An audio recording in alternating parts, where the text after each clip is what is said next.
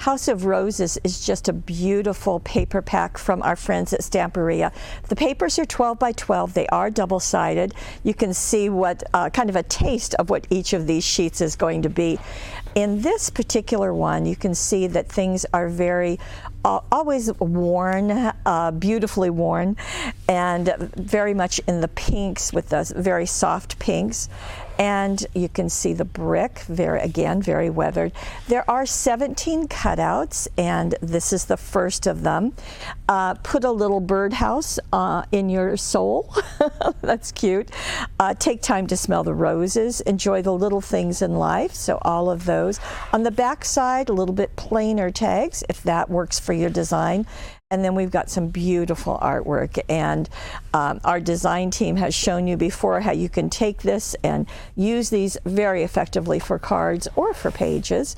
We've got some wood with some ivy going over it, and there we have more of the House of Roses. Isn't that beautiful? Everything that they do is just beautifully, beautifully executed. And then we have an all-over pattern. And then we've got a clock with time brings roses. That's nice. And then here's another with the wood overlaid with the roses. Beautiful looking. We've got a background. We've got one for journaling, if that works for you.